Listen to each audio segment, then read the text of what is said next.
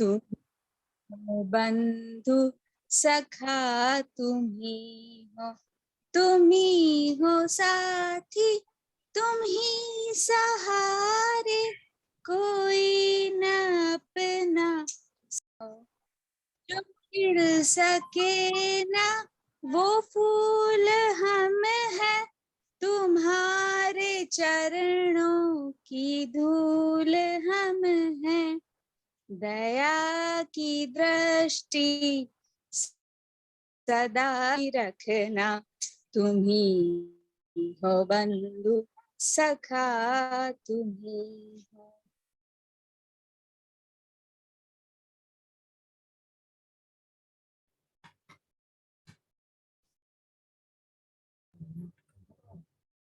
अर्चिताबेन તમે મ્યુટ છો, please unmute yourself.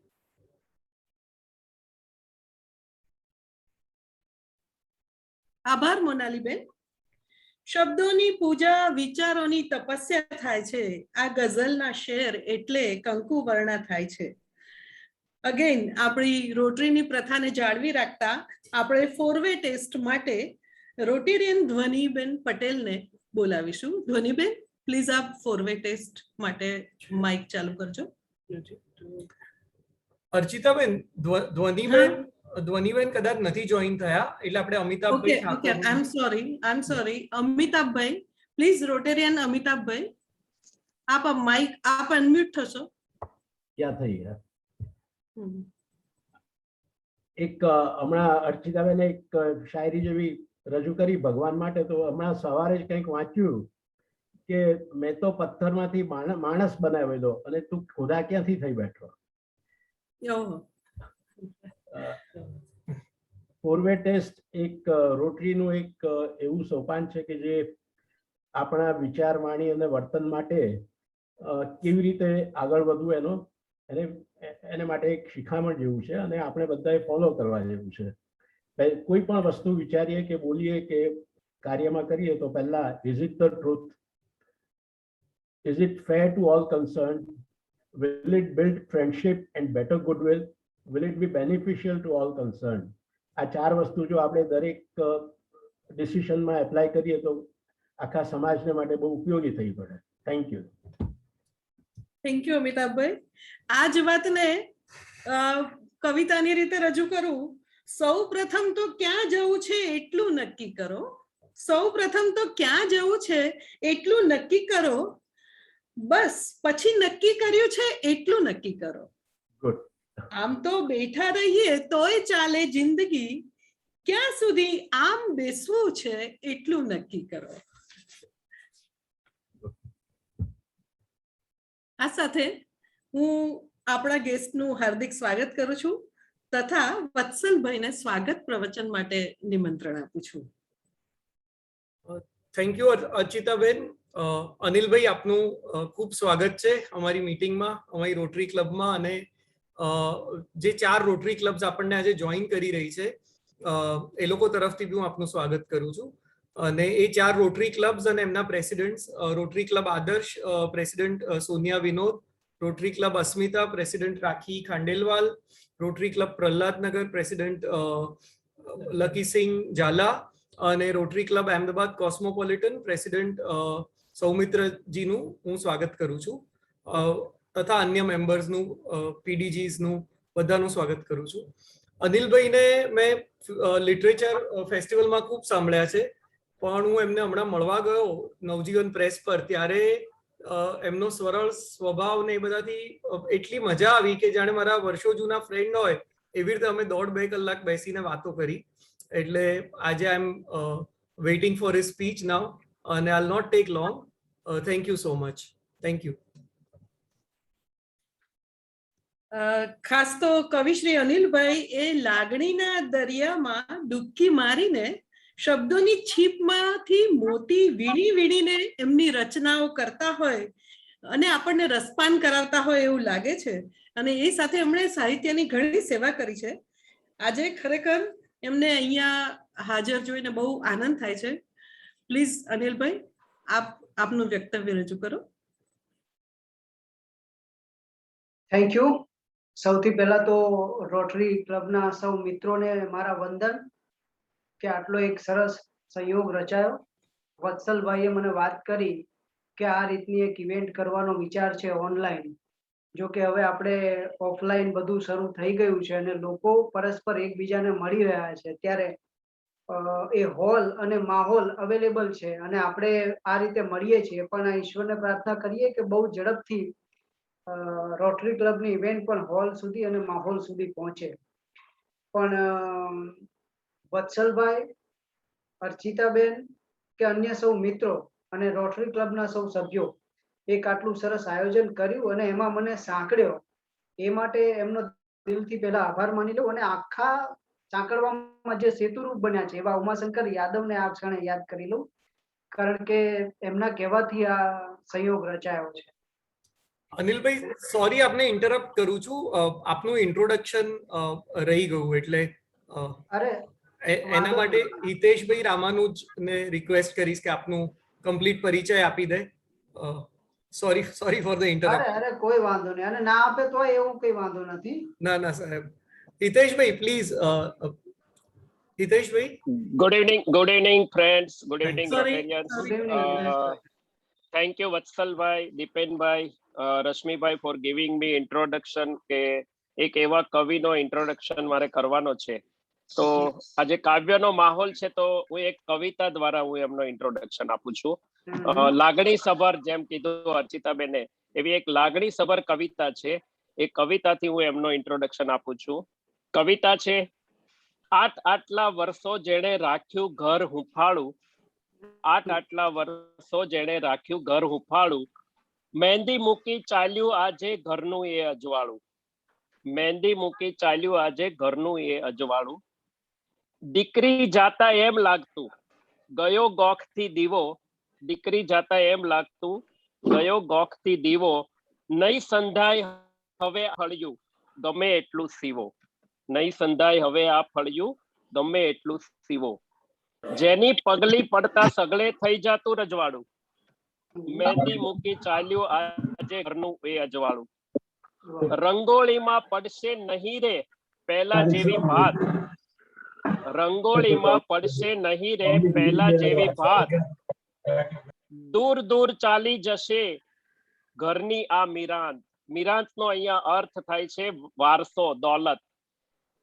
દૂર દૂર રે ચાલી જશે ઘરની આ મિરાંત, આંસુથી ભીંજાશે સૌની આંખોનું પરવાળું, આંખોથી ભીંજાશે સૌની આંખોનું પરવાળું, મહેંદી મૂકી ચાલ્યું જશે આજે ઘરનું એ અજવાળું. દીકરી વિશે આટલું સરસ લાગણીસભર લખાણ કોઈનું નથી, પણ આજના આપણા કવિ અનિલભાઈ ચાવડાની આ કવિતા છે. અને એમનો પરિચય આ કવિતા સાથે મેં એટલા માટે આપ્યો કે મને એક દીકરીના બાપ તરીકે ખૂબ જ હૃદયસ્પર્શી આ કવિતા મળી. અને અનિલ પ્રેમજીભાઈ ચાવડા, જન્મસ્થળ સુરેન્દ્રનગર જિલ્લાનું લખતર તાલુકાનું એક નાનકડું ગામ કારેલા ગામ. હું પણ ગામડામાંથી આવ્યો છું. મને પણ ખબર છે કે નાના ગામથી આગળ આવવું અને આટલી ઊંચાઈએ પહોંચવું એ કેટલું અઘરું છે. અને આટલા લાગણીસભર શબ્દો એક 36 વર્ષના કવિના છે. એમનો જન્મ 1985માં જ થયો છે, એટલે હજુ તો એમણે યુવાની વટાવી નથી, ત્યાં આટલી એમણે જે મેળવી છે, જે પ્રસિદ્ધિ મેળવી છે. ખાસ કરીને એમને દિલ્હીના યુવા પુરસ્કારથી તેઓ સાહિત્ય અકાદમીના યુવા પુરસ્કારથી એ સન્માનિત થયેલા છે.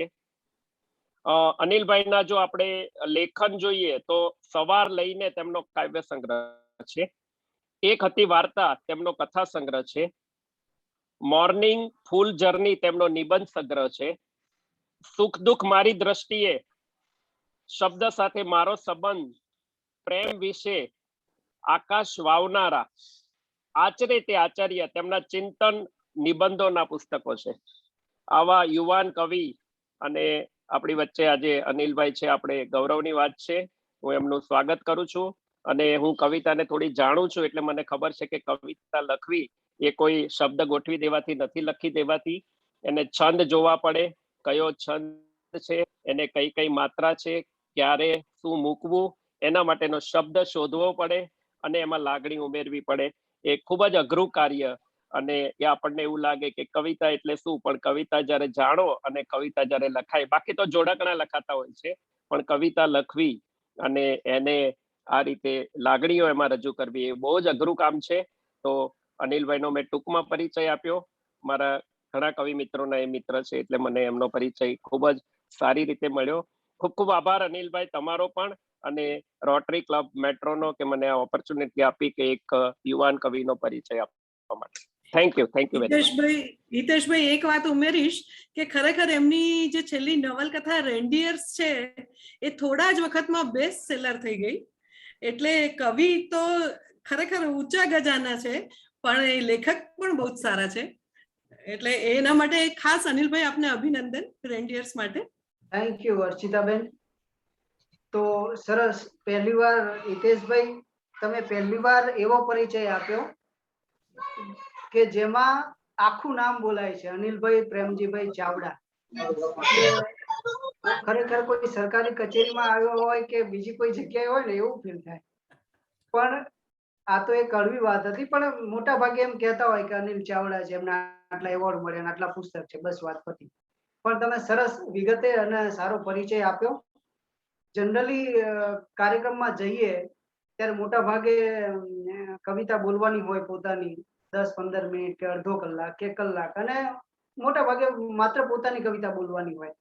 ત્યારે વત્સલભાઈ સાથે વાત થતી હતી કે કાર્યક્રમમાં શું બોલવું અને કેમ બોલવું, કયા વિષય ઉપર વાત કરવી. એટલે વત્સલભાઈને એમ કીધું કે તમને જે ગમે વિષય ઉપર વાત કરજો. એટલે મેં કીધું તમે કહો તો વધારે સારું. આવી ચર્ચા ચાલતી હતી એટલે મને કે તમે ગમે એ વિષય ઉપર બોલી શકશો. એટલે મેં કીધું તમે ગમે એ વિષય આપો, પણ મારું મેનુ તો એ જ રહેશે જે મારી પાસે છે. એટલે તમે ચિંતા ના કરતા. પણ પોતાની કવિતા બોલવાની થતી હોય છે ત્યારે પોએટ્રીની જર્ની, કવિતાના પ્રવાસ વિશે વાત કરવી છે, ત્યારે ગુજરાતી ગઝલ ક્યાંથી આવી, કઈ રીતે આવી, અને મારા સુધી કઈ રીતે આવી, અત્યારની પેઢી સુધી કઈ રીતે આવી, એની પણ એક આછેરી ઝલક મળે તો વધારે સારું. એવું વત્સલભાઈ સાથે વાત થઈ. આમ તો ગુજરાતી કાવ્ય સર્જનની જો વાત કરીએ તો આપણે છેક સિદ્ધહેમ શબ્દાનું શાસન કે વાયસુ ઉડાવંતીએ પીયું વાળા આખા જે પેલો દુહો છે પ્રાકૃતનો, ત્યાંથી લઈને વાત શરૂ કરવી પડે. ને આપણા આદ્ય કવિ નરસિંહ મહેતા, જાગને જાદવા કૃષ્ણગો વાળિયા તુજ વિના ધ્યાનમાં કોણ જશે, ત્યાં સુધી છેક જવું પડે. અને નરસિંહ યાદ આવે એટલે મીરાને કેમ ભૂલાય. પ્રેમની પ્રેમની પ્રેમની રે મને વાગી કટારી પ્રેમની રે, એ આપણે યાદ કરવું પડે. કે પછી બાયરે મેં તો પકડી આંબલિયાની ડાળ, એની વાત કરવી પડે. કે પછી જૂનું તો થયું રે દેવળ, જૂનું તો થયું, એની વાત કરવી પડે. કે પછી આપણે વીજળીને ચમકારે મોતીડા પરોવો પાનબાઈ, પાનબાઈ સુધી જવું પડે. કે પછી અખાને પણ યાદ કરવો પડે. મધ્યકાલીન સાહિત્યની વાત થતી હોય ત્યારે એક મૂર્ખને એવી ટેવ, પથ્થર એટલા પૂજે દેવ. કે પછી દયારામ સુધી પણ આવવું પડે. દયારામ મધ્યકાલીન સાહિત્યનો છેલ્લો કવિ, જેને ભક્તિ, પ્રેમ લક્ષણા ભક્તિની વાત કરી. ત્યાર પછી ગુજરાતી કવિતા અર્વાચીન યુગમાં પ્રવેશે છે, અને અર્વાચીન યુગનો પહેલો કવિ એટલે દલપતરામ. દલપતરામને આપણે બધા સ્કૂલમાં ભણ્યા છીએ. જેમ કે ઊંટ કહે આ સભામાં વાંકા અંગ વાળો ભૂંડા, ભૂતળમાં પશુ અને પક્ષીઓ અપાર છે. કે પછી સાંભેલું વગાડે તો હું જાણું કે તું સાણો છે. આવી ઘણી બધી કવિતા. તો એની સાથેનો જ બીજા નર્મદ આવ્યા, સૌ ચલો જીતવા જંગ બ્યુગલો વાગે, એ કવિ. અને આ રીતે અર્વાચીન સાહિત્યનો, કવિતાનો પ્રવાસ ચાલતો રહ્યો. પણ આ બધી જ કવિતામાં ગીત હતા, સોનેટ હતા, પદ હતા, ભજન હતા. ગઝલ ક્યારે આવી? ગઝલ મુખ્યત્વે તમે જુઓ તો ગઝલ ગુજરાતી લિટરેચરમાં સાઇડલાઇટ થતી રહી છે, એ સાઈડમાં રહી છે. મેઇન પ્રવાહમાં એમાં જલ્દી ગણવામાં નથી આવી. કારણ કે ગઝલ મૂળ વિદેશી સાહિત્ય પ્રકાર. આમ તો સોનેટ પણ વિદેશી સાહિત્ય પ્રકાર છે. આપણું મૂળ સાહિત્ય તો ભજન, ગીતો, આના પદો, આનાથી રચાયેલું છે. પણ સોનેટ, હાઇકુ, ગઝલ આ બધા વિદેશી પ્રકારો. ત્યારે ગઝલ જ્યારે ઉર્દુમાંથી ગુજરાતીમાં આવી, ફારસીમાંથી ગુજરાતીમાં આવી, તો એ કઈ રીતે આવી? અને આજે તમને ખબર હશે કે મોટા ભાગે ગઝલ બહુ પોપ્યુલર છે. કોઈ પણ નવો લેખક, કોઈ પણ નવો કવિ કાવ્ય સર્જનની શરૂઆત કરે ત્યારે ગઝલથી જ કરે. ગઝલ એટલી બધી લોકપ્રિય છે. એની લોકપ્રિયતાનું કારણ શું? સરળતા. બે જ પંક્તિમાં વાત કહી દેવાની એની ખૂબી. અને દરેક એને વાતચીતમાં વ્યવહારમાં ઉપયોગ કરી શકે, સંચાલનમાં ઉપયોગ કરી શકે. ઘણા લોકો તો ઘરમાં પણ વાતચીત કરતા હોય તો કવિતાની પંક્તિઓ ટાંકી દેતા હોય છે. એટલે આ એની સરળતા લોકો સુધી પહોંચાડે છે અને એટલે એ વધારે લોકભોગ્ય થઈ છે. પણ ગુજરાતીમાં ગઝલમાં જે વિકાસ કર્યો એમાં શરૂઆતના કવિ બાલાશંકર કંથારિયા. કદાચ તમે એમની પંક્તિ ખબર હશે, ગુજારે જે સિરે તારે જગતનો નાથ તે સહેજે, ગણ્યું જે પ્યારું પ્યારાએ અતિ પ્યારું ગણી લેજો. ઈશ્વર તમારી ઉપર વિતાડે, જગતનો નાથ તમને દુખી કરે તો એને જે પ્યારું ગણ્યું છે, એને સારું ગણ્યું છે, તમે વધારે સારું ગણી લેજો, એ સ્વીકારી લેજો. કેટલી અદ્ભુત વાત! કે પછી મણિલાલ નભુભાઈ દ્વિવેદી એમ કે કહી લાખો નિરાશામાં અમર આશા છુપાઈ છે. એ કહેવત જેવો શેર, કહેવત જેવી પંક્તિ. હવે એની નીચેની પંક્તિ જુઓ, કહી લાખો નિરાશામાં અમર આશા છુપાઈ છે, અને નીચેની પંક્તિ એવી છે કે ખફા ખંજર સનમનામાં રહમ ઊંડી લપાઈ છે. તો ખફા, ખંજર, સનમ, રહમ બધા જ ઉર્દુ શબ્દો. આવું કેમ? કારણ કે ગુજરાતી ગઝલ મૂળ ઉર્દુમાંથી ઉતરી આવી. તો ઉર્દુનો પ્રભાવ શરૂઆતમાં બહુ જ હતો. તમે કલાપીને વાંચો, જ્યાં જ્યાં નજર મારી ઠરે યાદી ભરી ત્યાં આપની, કે એમની બીજી ગઝલ વાંચો તો તમને ઉર્દુનો સીધો એમાં પ્રભાવ દેખાય. પણ એ કાળાનો એક બીજો કવિ, એનું નામ મને ખબર નથી, પણ એનો શેર બહુ સરસ છે. મને વાંધો નથી વાલા, હૃદયમાં ઘર કરી બેસો, તમારો દેશ છે આખો, ભલે ને સર કરી બેસો. તો આવી સરળતા ગઝલમાં. કે પછી એ જ ગાળામાં બીજા એક કવિ સરસ આવ્યા, સૈદા. તું કહે છે અશ્રુ ચાલ્યા જાય છે, ને હું કહું છું જિંદગી ધોવાઈ છે. તો અશ્રુ ચાલ્યા જાય અને જિંદગી ધોવાય, આટલી સરળતા એક છંદબદ્ધ થઈને આવે ત્યારે કેટલું સરસ લાગતું હોય છે. કે પછી સૈદા એમ પણ કે જનારી રાત્રિ જતા કહેજે, સલૂણી એવી સવાર આવે, કળી કળીમાં સુવાસ મહેકે ને ફૂલો ફૂલોમાં બહાર આવે. તો એ જ ગાળામાં એની આગળ થોડા જઈ એટલે અમૃત ઘાયલ આવે, આપણા ઠાઠ વાળા કવિ.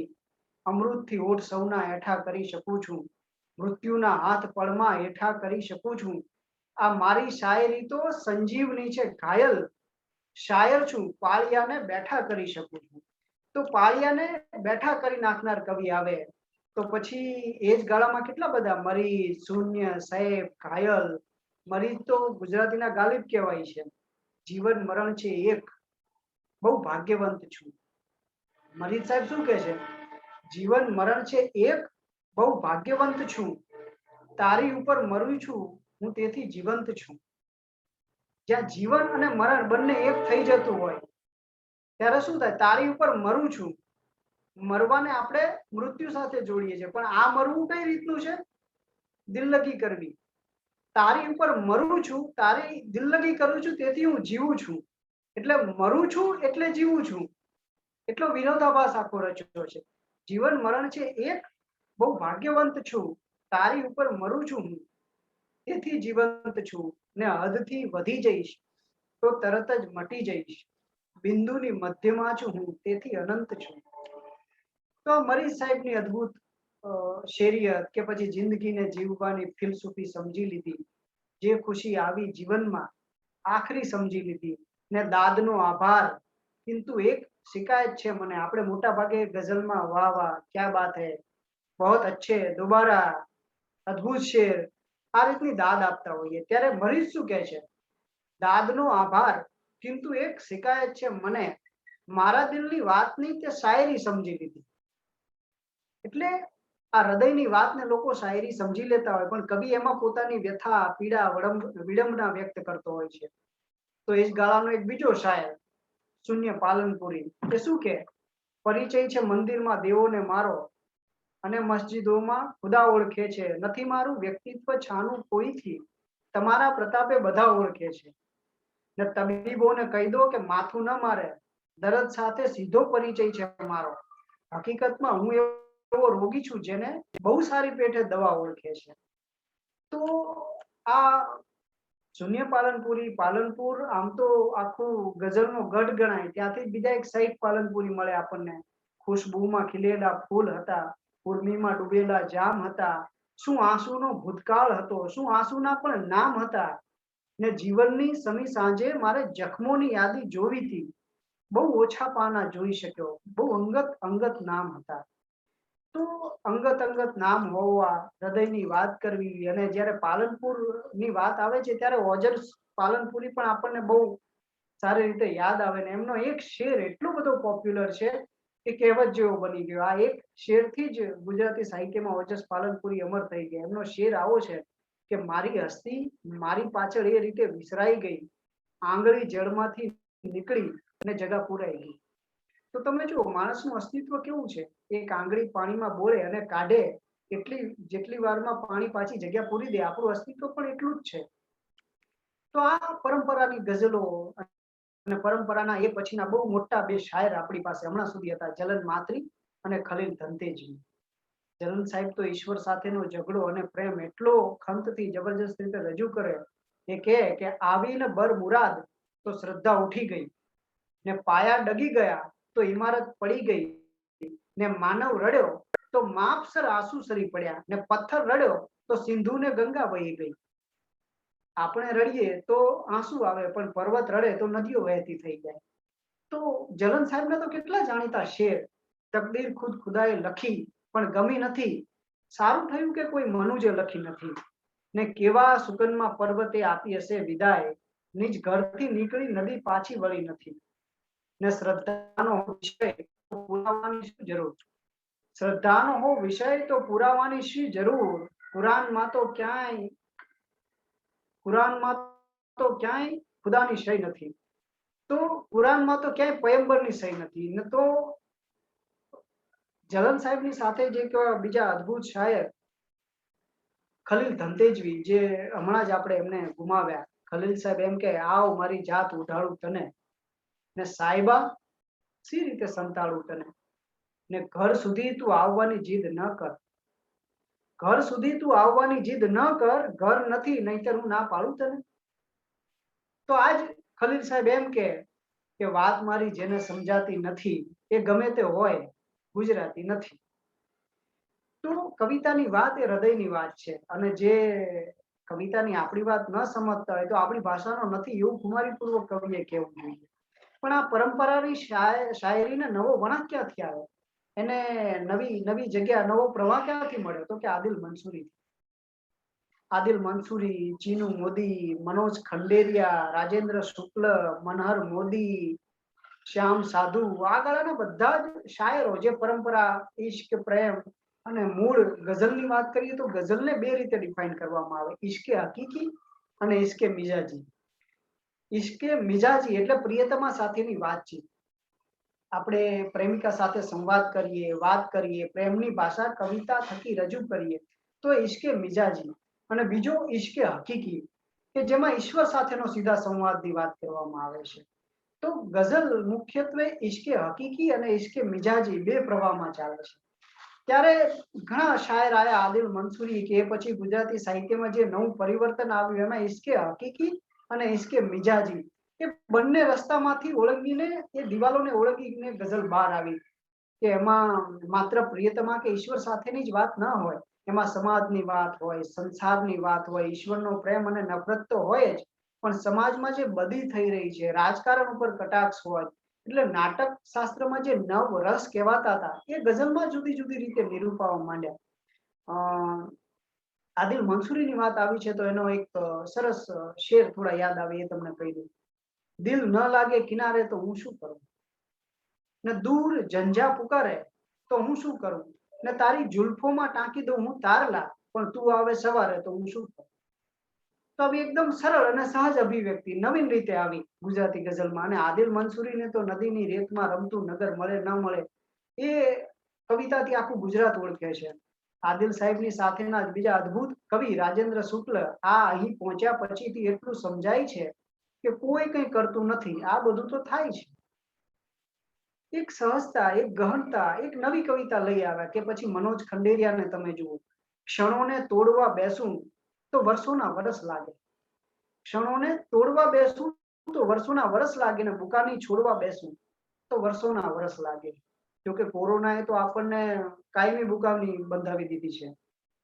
તો ક્ષણોને તોડવા બેસું તો વર્ષોના વરસ લાગે, ને બુકાની છોડવા બેસું તો વર્ષોના વરસ લાગે, ને મને સદભાગ્ય કે શબ્દો મળ્યા તારે નગર જવા, મને સદભાગ્ય કે શબ્દો મળ્યા તારે નગર જાવા, ચરણ લઈ દોડવા બેસું તો વર્ષોના વર્ષ લાગે. એટલે શબ્દો એક માધ્યમ છે. અત્યારે હું તમારા સુધી પહોંચ્યો છું ઇન્ટરનેટ થ્રુ, તો એમાં બહુ મોટી ભૂમિકા શબ્દોની છે. હું પગ લઈને બધા સુધી પહોંચવા જાત તો વર્ષોના વર્ષ લાગી જાત, મનોજ ખંડેરિયાએ કહ્યું એમ. તો એ જ ગાળામાં ચીનુ મોદી એક આધુનિકતા લાવે. ચીનુ મોદી કવિ, નાટ્યકાર, વાર્તાકાર, ઘણું બધું. એમને પણ એક જુદી મિજાજની વાત કરી. શું કહ્યું કે પથ્થરો પોલા નીકળશે શી ખબર, ને મિત્ર સૌ બોદા નીકળશે શી ખબર, ને એમની આંખો ભીંજાઈતી ખરી પણ આંસુઓ કોરા નીકળશે શી ખબર.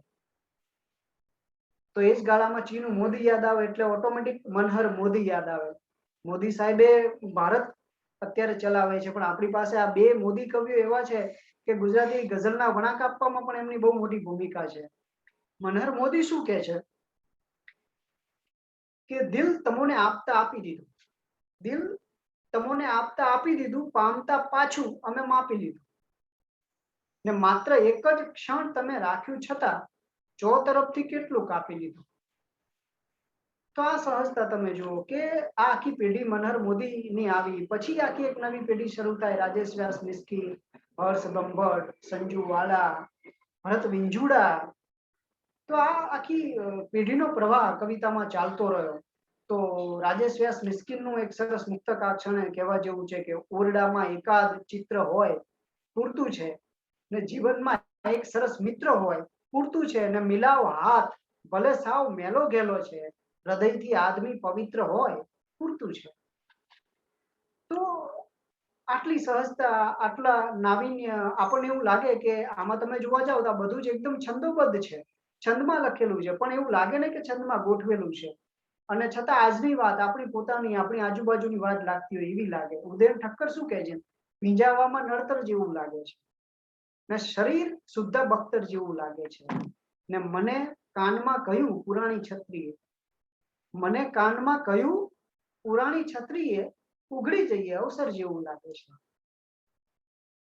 તો એ જ ગાળાનો એક અદ્ભુત કવિ મુકુલ ચોકસી શું કહે, કિસ્સો કેવો સરસ મજાનો છે, કિસ્સો કેવો સરસ મજાનો છે, બેઉ વ્યક્તિ સુખી થયાનો છે, ને પલ્લું તારી તરફ નમ્યાનો તને, ને મુજને આનંદ ઉપર ગયાનો છે. ભરત વિંજુડાનું નામ યાદ આવ્યું ત્યારે ભરત વિંજુડાએ સરસ વાત કરેલી. ભરત વિંજુડાએ શું કીધું કે અફસોસ કેટલાય મને આગવા મળ્યા, પણ કેવા અફસોસ, અફસોસ કેટલાય મને આગવા મળ્યા, ગાલિબને મારા શેર નથી વાંચવા મળ્યા. વિચારો, કવિ એમ કે છે કે મને બહુ બધો અફસોસ છે કે ગાલિબના શેર તો આખી દુનિયાએ વાંચ્યા ને વખાણ્યા, પણ ગાલિબ સાહેબે મારા શેર વાંચ્યા હોત તો કેટલું સારું થાત. કવિને અફસોસ તો એ જ હોય ને કે પોતાના ક્ષેત્રમાં જે શિખર પર છે એ પોતાની કવિતાથી પરિચિત થાય. તો આ આખા ગઝલના પ્રવાહ ચાલતા રહે છે. ભરત વિંજુડા, મુકુલ ચોકસી, ને એ પછીની પેઢી અમારી પેઢી આવે છે, જેમાં હું છું, અનિલ ચાવડા, કે પછી કિરણ ચૌહાણ, ગૌરાંગ ઠાકર, ભાવેશ ભટ્ટ, સૌમ્ય જોશી, મુકેશ જોશી, હિતેન આનંદપરા. આ વર્તમાન પેઢી અત્યારે જે કામ કરી રહી છે. ત્યારે હું મારી સાથેના કવિઓની એકાદ પંક્તિ મને યાદ આવે કહું. કિરણ ચૌહાણ શું લખે છે, કંઈક મજાના ગીતોમાં છું, ટહુકામાં છું, કંઈક મજાના ગીતોમાં છું, ટહુકામાં છું, બીજા શબ્દોમાં કહું તો જલસામાં છું, ને ક્યારેક ઈશ્વર ફોન કરીને પૂછે ક્યાં પહોંચ્યા, હું કહું છું કે આવું છું, બસ રસ્તામાં છું. તો આપણે એક જીવનમાં જન્મીએ છીએ, જન્મ લઈએ છીએ, અને જન્મથી મૃત્યુ સુધીનો જીવનનો એક માર્ગ છે, અને અત્યારે આપણે રસ્તામાં છીએ. અને ઈશ્વર આપણને ક્યારેક પૂછે પ્રાર્થના દ્વારા, સ્વપ્ન દ્વારા, ત્યારે આપણે એટલું જ કહીએ કે બસ આવી રહ્યો છું પ્રભુ, હું રસ્તામાં છું. હમણાં ગૌરંગ ઠાકરની સરસ પંક્તિ વાંચી અર્ચિતાબેને, એટલું નક્કી કરો વાળી કદાચ, હા એ એમનો જ એક સરસ શેર યાદ આવ્યો અત્યારે કે હું મંદિરમાં આવ્યો અને દ્વાર બોલ્યું.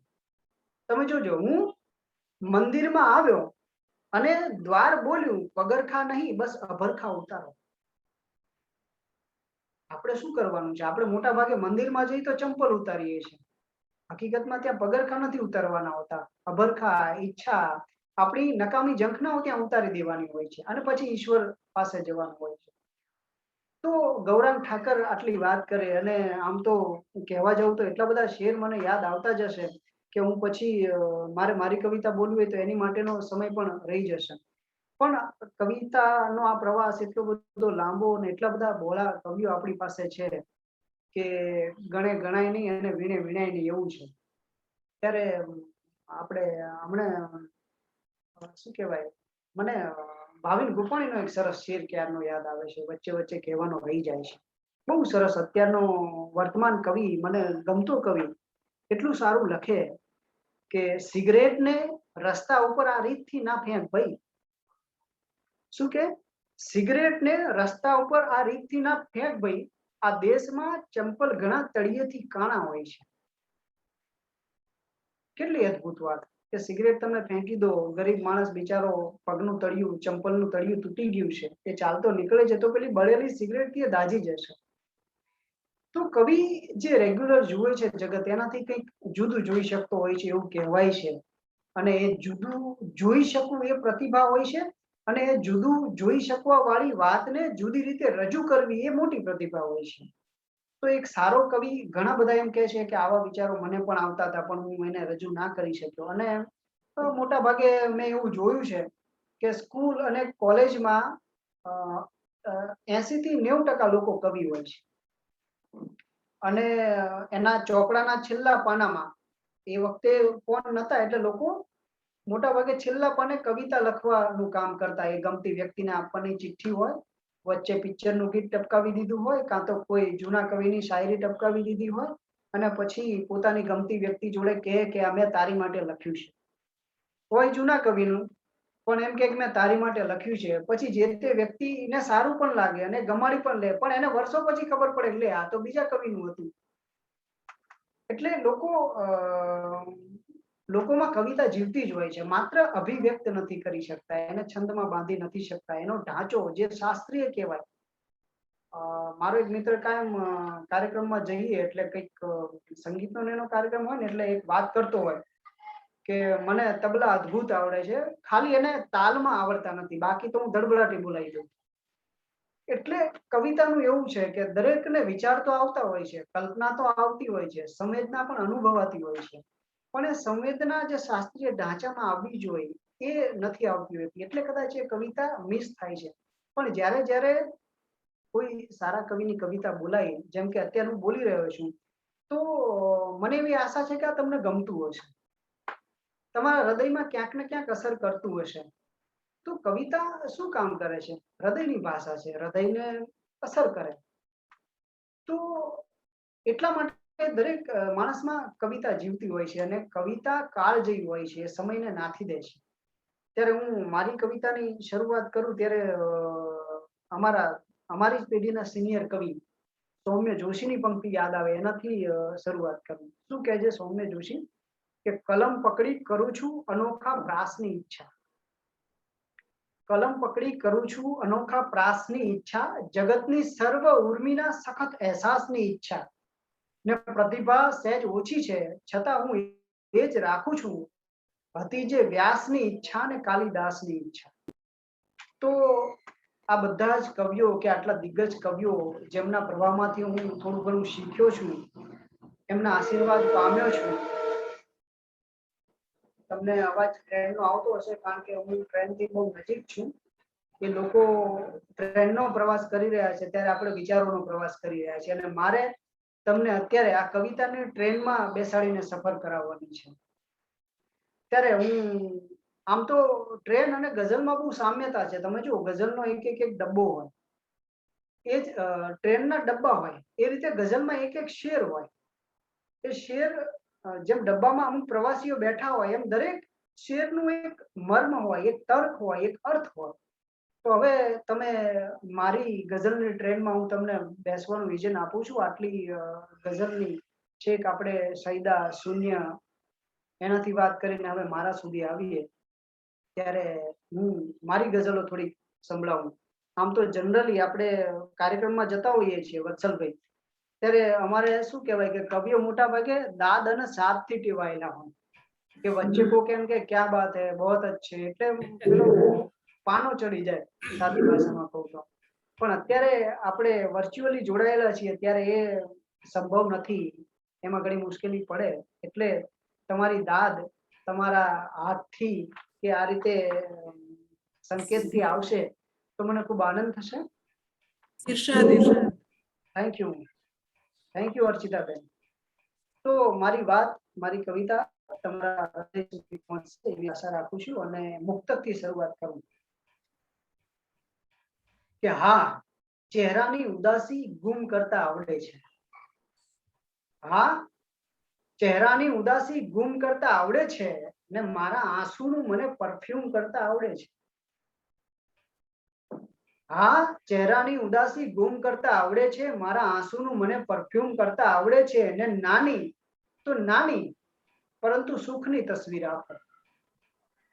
નાની તો નાની પરંતુ સુખની તસવીર આપો. કોઈ પણ તસવીર અમને ઝૂમ કરતા આવડે છે. વાહ. ને આપણે અત્યારે તમે વાહ બોલ્યા, પણ અમે ઘણી જગ્યાએ કાર્યક્રમમાં જઈએ તો ઘણા દિગ્ગજ કવિઓ ક્રિટિક્સ બેઠા હોય અને આમ એટલી આમ અદબ વાળીને બેઠા હોય કે આખો કાર્યક્રમ પૂરો થાય તો ના તાળી માટે હાથ ખુલે કે ના વાહ બોલવા માટે મોં ખુલે. એટલે ત્યારે કવિ તરીકે એક એટલું સંવેદન તો થાય, એટલું કહેવાની ઈચ્છા થાય કે એટલો જાજોય ના થઈ જાવ બુદ્ધિશાળી હું. વધારે બુદ્ધિ પણ ક્યારેક ભારે સાબિત થતી હોય છે. તો એટલો જાજોય ના થઈ જાઉં બુદ્ધિશાળી હું કે શ્રેષ્ઠ ગઝલો સાંભળી પાડી શકું નહીં તાળી હું. તો સારી ગઝલો તમારા હૃદય સુધી પહોંચે એવી કવિની ઈચ્છા હોય છે. તો એ મારી ઈચ્છા તમારા સુધી પહોંચશે અને તમે સારી રીતે, તમારી તાળી મળે ના મળે પણ તમારા હૃદયમાં, જો આમ ગઝલને એવું કહેવાય છે કે ગઝલ એટલે ઘાયલ હરણ કે જેના અંદર તીર પેસી ગયું છે હરણમાં, એ આર પાર નથી થઈ રહ્યું. એ અડધું હરણના શરીરમાં છે અને અડધું બહાર છે. અને એ પછી જે હરણની ચીસ નીકળે છે એ ગઝલ છે. આવી પણ એક માન્યતા છે. તો હરણની સાથે આમ તો ગઝલ પરથી જે ગઝાલા શબ્દ છે એની ઉપરથી ગઝલ શબ્દ આવ્યો એવું કહેવાય છે. પણ એના વિશે ઘણા બધા મતાંતરો છે, એમાં આપણે અત્યારે નથી પડતા. પણ હવે ફરીથી મારી ગઝલની વાત કરું કે સૌ પ્રથમ તો શબ્દ છે હથિયાર, એ ભૂલું નહીં. કવિઓ માટે તો શબ્દ જ હથિયાર હોય કે સૌ પ્રથમ તો શબ્દ છે હથિયાર, એ ભૂલું નહીં. ને બીજું એ કે હારીને હેઠું કદી મૂકવું નહીં. કે સૌ પ્રથમ તો શબ્દ છે હથિયાર, એ ભૂલું નહીં. બીજું એ કે હારીને હેઠું કદી મૂકવું નહીં. ને કોઈ હાથે સ્કૂલ બસમાં ફિટ થયેલો એક બોમ્બ, કોઈ હાથે સ્કૂલ બસમાં ફિટ થયેલો એક બોમ્બ પ્રાર્થના કરતો હતો કે કાશ હું ફૂટું નહીં.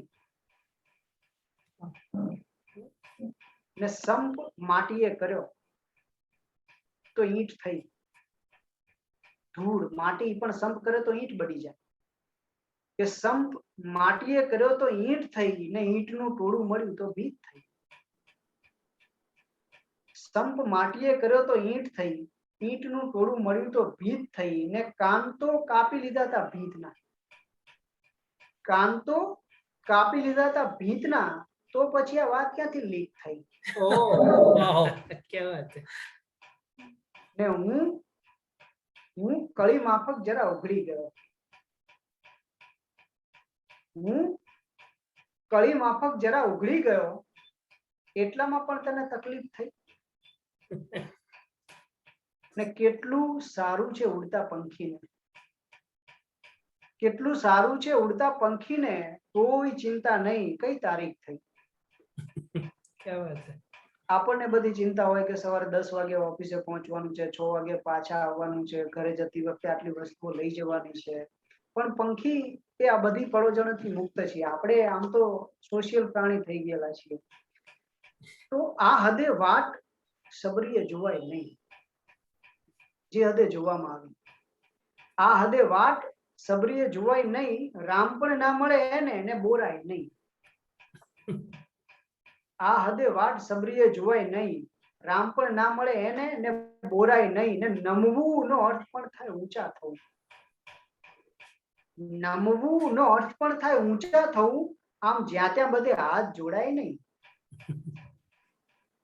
ને હુંય મારામાં ક્યાંય મળ્યો નહીં તને, હુંય મારામાં ક્યાંય મળ્યો નહીં તને, તો મને ક્યાંક તારામાં ગોતાય નહીં. ને સાચવીને હૃદયમાં મૂકી દો કસે, સાચવીને હૃદયમાં મૂકી દો કસે. હોય જે ડાઘ ગમતા એ ધોવાય નહીં.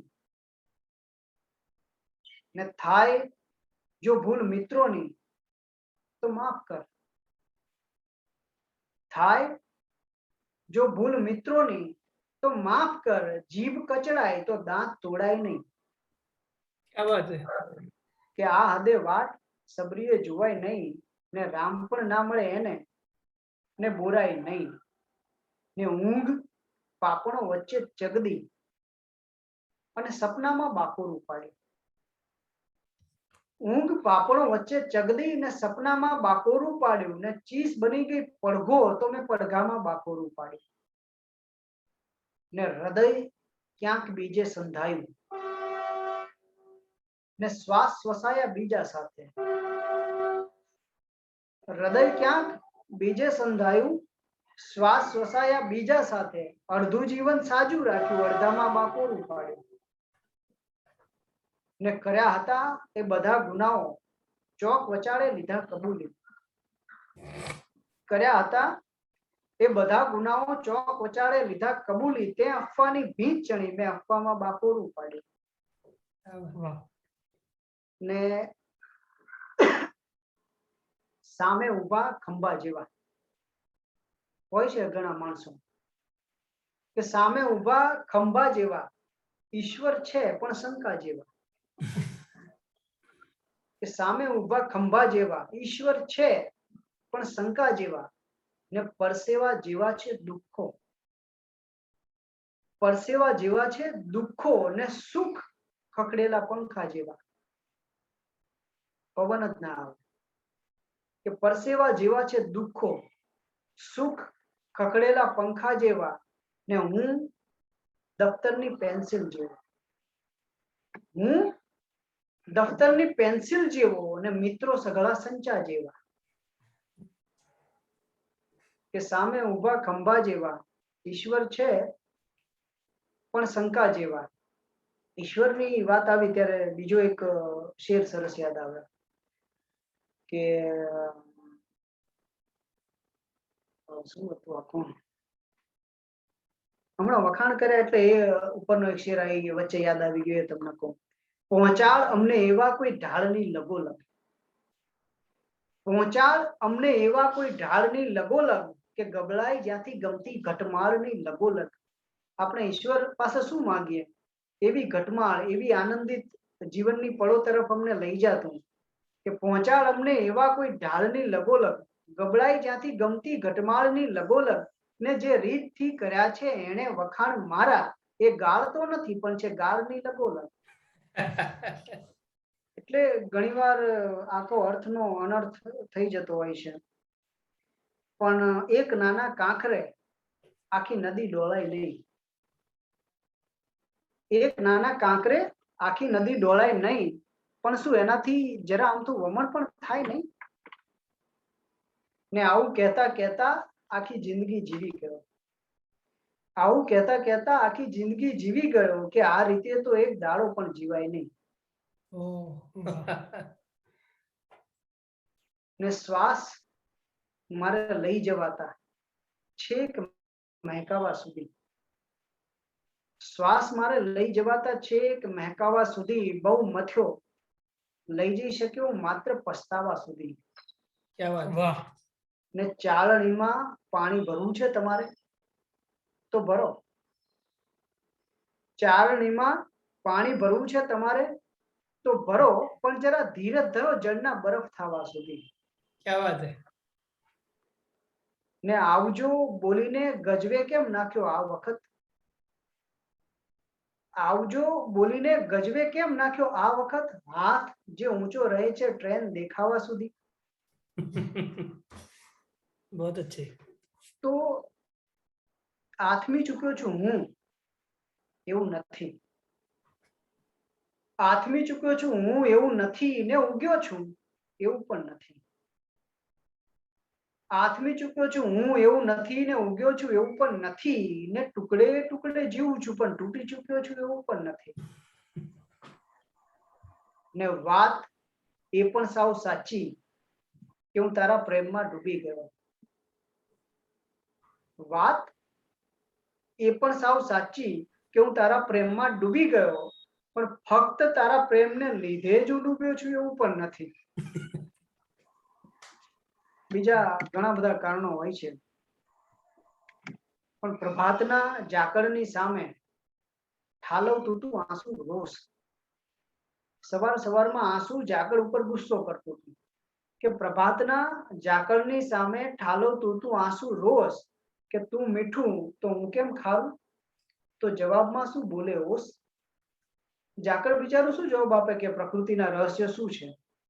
કે પ્રભાતના ઝાકળની સામે ઠાલવતું તું આંસુ રોષ, તું મીઠું તો હું કેમ ખારું? જવાબમાં શું બોલે ઓસ?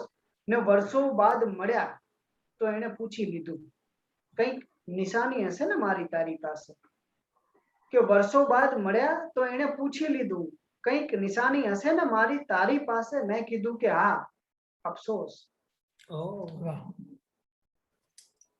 તો એ ઈશ્વર એ ખરા તડકે ને ઉઘાડા પગે દોડાવશે એવી ખબર થોડી જ હોય.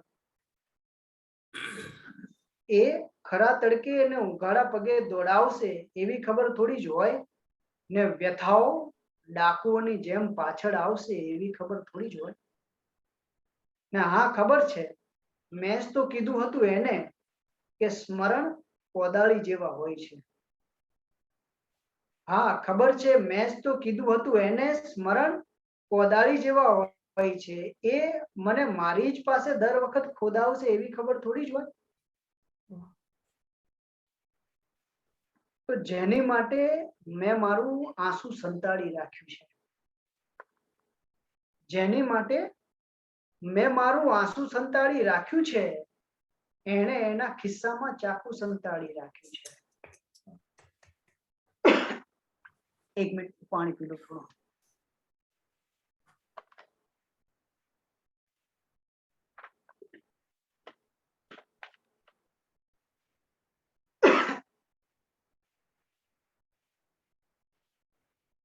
કે જેની માટે મેં મારું આંસુ સંતાડી રાખ્યું છે, એણે એના ખિસ્સામાં ચાકુ સંતાડી રાખ્યું છે.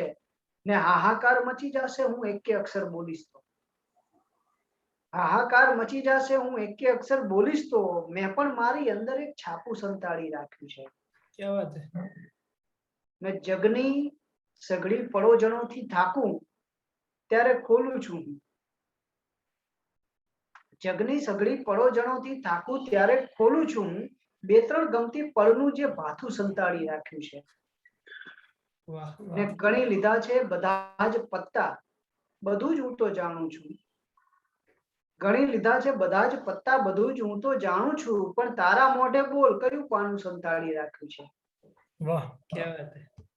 ને વર્ષો પહેલા છાના માના રિવાજનો પાટો બાંધીને, વર્ષો પહેલા છાના માના રિવાજનો પાટો બાંધીને મેં પણ કોઈને ચાહ્યાનું ચાઠું સંતાડી રાખ્યું છે.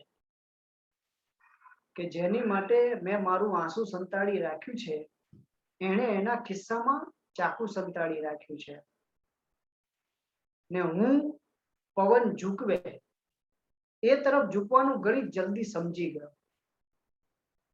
હું પવન ઝૂકવે એ તરફ ઝૂકવાનું ઘણી જલ્દી સમજી ગયો. ઝાડની જેમ તોફાન સામે કડકતું રહ્યો તેથી બટકી ગયો. ને ગાય કુરાન ચાવી ગઈ, ને સુવર ગીતાને ખાઈ ગયું ભૂલથી. ગાય કુરાન ચાવી ગઈ ને સુવર ગીતાને ખાઈ ગયું ભૂલથી. બે પશુ પેટની આગને ઠારવા શું ગયા, દેશ સળગી ગયો. તો આવ્યા ઘણા ભૂકંપો. આપણે મોટા ભાગે કોમવાદમાં, આપણા ધાર્મિક મતભેદોમાં હવે બે પ્રાણી કે એમને નથી ગીતાથી લેવા દેવા, નથી કુરાનથી લેવા દેવા, એમની માટે તો માત્ર કાગળ જ છે. પણ આપણે એને ધાર્મિકતા સાથે જોડીને એક પાખંડને અપનાવીને અને કોમવાદ કરી દેતા હોઈએ છીએ. તો આવ્યા ઘણા ભૂકંપો ને આંચકા ઘણાય, આવ્યા ઘણા ભૂકંપો ને આંચકા ઘણાય, તો પણ અડગ ઉભા છે કઈ થાંભલા ઘણાય. આવ્યા ઘણા ભૂકંપો ને આંચકા ઘણાય, તો પણ અડગ ઉભા છે કઈ થાંભલા ઘણાય. ને અલ્લાહ, ઈશુ, પ્રભુજી, માલિક, હરી કે દાતા. અલ્લાહ, ઈશુ, પ્રભુજી, માલિક, હરી કે દાતા છે વાળ માત્ર એક જ ને કાંસકા ઘણાય. તત્વ તો એક જ છે, પણ આપણે એને આપણા પોતપોતાના ધર્મના કાંસકાથી ઓળાયા કરીએ છીએ. તો જેમ ડાળી પર ફૂલોનો મહેકતો પરિચય ઉગે, પરિચય ઉગે, આ શબ્દ ધ્યાન રાખજો. એટલા માટે કે આપણે બોલીએ છીએ, આપણે કંઈક કહેવું હોય તો આપણી પાસે શબ્દો છે, આપણે વ્યક્ત થઈ શકીએ છીએ. પણ જ્યારે વૃક્ષને કંઈક કહેવું હોય, પોતાનો પરિચય આપવો હોય, ત્યારે એની ઉપર ફૂલ ઉગતું હોય છે, એની ઉપર કુંપળ ઉગતી હોય છે.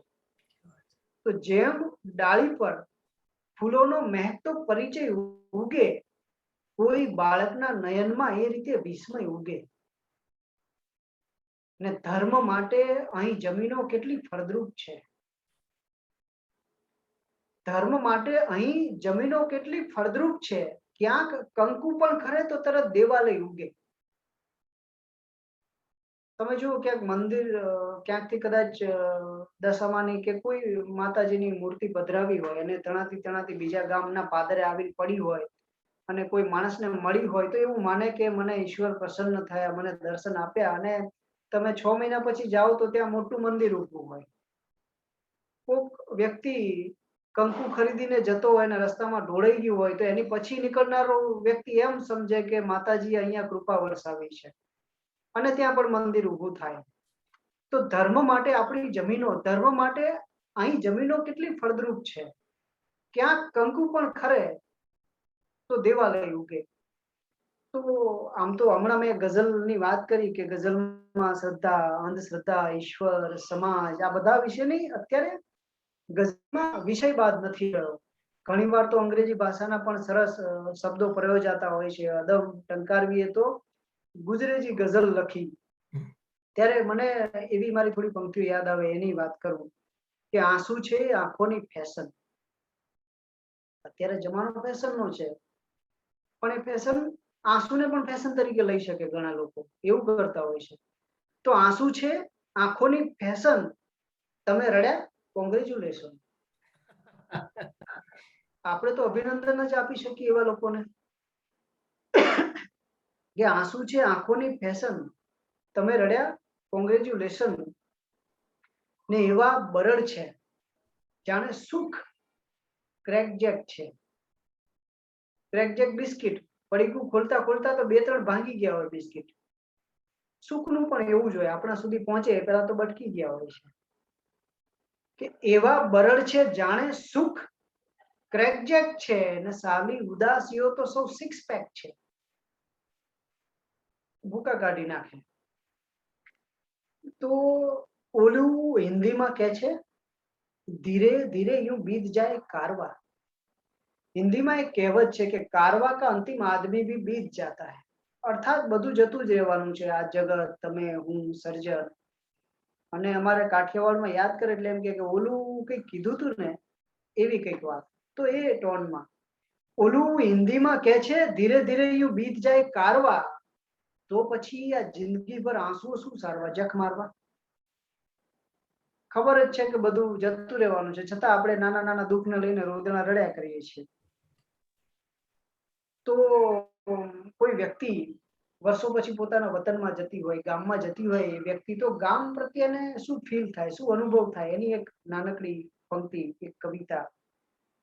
કોઈ વિદેશમાં રહેતો હોય અને વતનમાં આવે, અથવા દૂર શહેરમાં રહેતો હોય અને વતનમાં આવે, ત્યારે વતન પ્રત્યેની લાગણી હૃદયમાં કેમ ઉભરાય, એની વાત ટૂંકમાં નાનકડી કવિતા કહું. શું થાય એ વખતે? સહેજ હસી લઉં, સહેજ રડી લઉં, સહેજ ઉગી લઉં, સહેજ ખરી લઉં. સારું નરસું બધું જ યાદ આવે, હસવાનું, રડવાનું, ઉગવાનું, ખરવાનું. સહેજ હસી લઉં, સહેજ રડી લઉં, સહેજ ઉગી લઉં, સહેજ ખરી લઉં, એમ થાય માર્ગમાં જે વૃક્ષો આવે એને પણ હું બાદ ભરી લઉં. ને વર્ષો પહેલા જેમ વેલજી, આ વેલજી મારા ગામનો એક કેરેક્ટર છે, જે મસ્ત સ્ટાઇલ થી તમાકુ ખાતો, એટલે એની એ સ્ટાઇલ યાદ રહી ગઈ છે, એનો અહીંયા ઉલ્લેખ છે કે સહેજ હસી લઉં, સહેજ રડી લઉં, સહેજ ઉગી લઉં, સહેજ ખરી લઉં, એમ થાય માર્ગમાં જે વૃક્ષો આવે એને પણ હું બાદ ભરી લઉં. ને વર્ષો પહેલા જેમ વેલજી ચપટીમાં તંબાકુ લઈને ખાતો, એમ જ હું ગામની ધૂળ ભરાવી છેક ગલોપે લાવ ગામનો નશો કરી લઉં. ક્યા વાત હે. સહેજ હસી લઉં, સહેજ રડી લઉં, સહેજ ઉગી લઉં, સહેજ ખરી લઉં. ને આમ તો એક કવિની ઈચ્છા શું હોય કે કવિતા લખતી વખતે ખાસ કરીને કવિની ઝંખના વ્યક્ત થાય એવી એક પંક્તિ કહું તમને કે કાંઠેથી આગ જરતા ચોપાસ બાણ ચાલે. કાંઠેથી આગ જરતા ચોપાસ બાણ ચાલે ને ઉપરથી જળમાં સહેજે આગળ ન વહાણ ચાલે.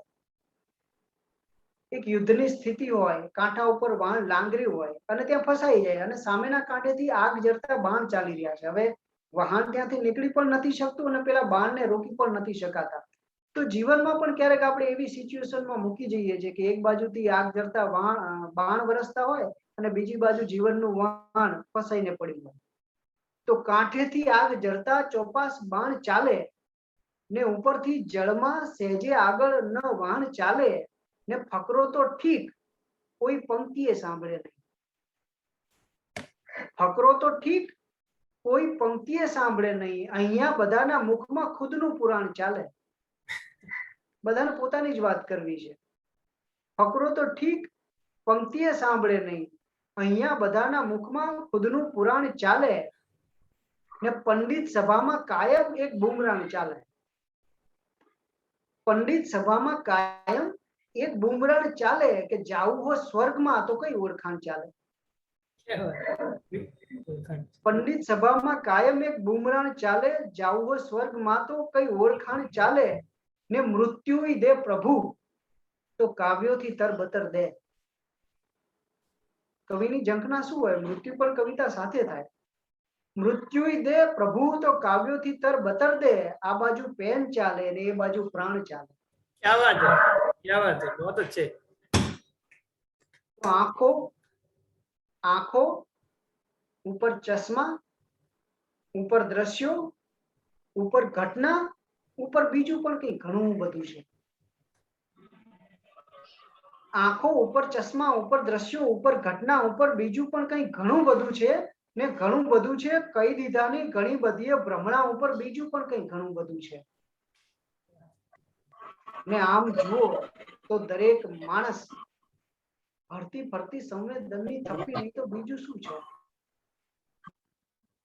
આમ જુઓ આપણે બધા, આમ જુઓ તો દરેક માણસ હરતી ફરતી સંવેદનની થપ્પી નહીં તો બીજું શું છે? ડૂમા ઉપર ડુસકા, ઉપર હિપકા, ઉપર સપના, ઉપર બીજું પણ કંઈ ઘણું બધું છે.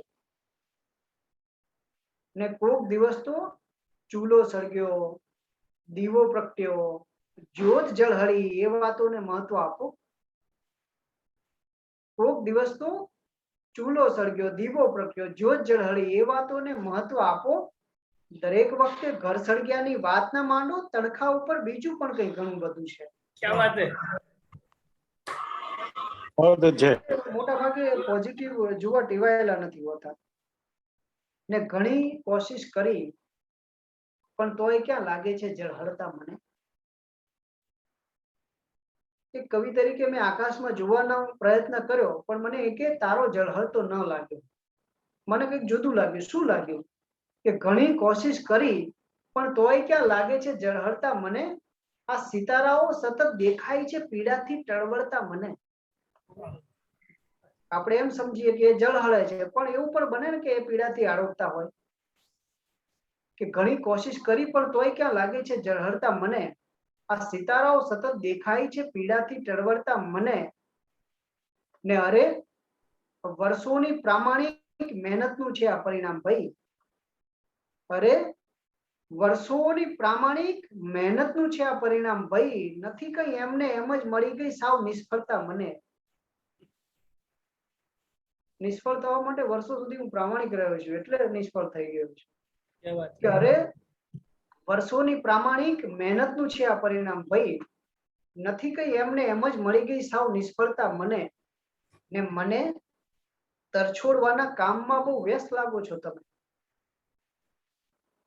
ઘણા લોકો આપણને ઇગ્નોર કરવામાં જ બીજી હોય, બધો સમય એમાં જ વેડફી નાખતા હોય કે મને તરછોડવાના કામમાં બહુ વ્યસ્ત લાગો છો તમે. ઉતાવળ હોય તો નીકળો, પછી મળતા જજો વળતા મને.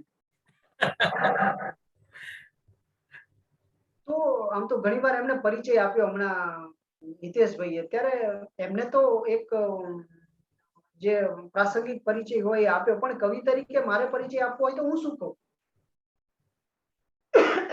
કવિતામાં? એની થોડી પંક્તિઓ કહું કે ડૂબી જાવ તો દરિયો છું હું, ને તરી જાવ તો તળાવ જેવો.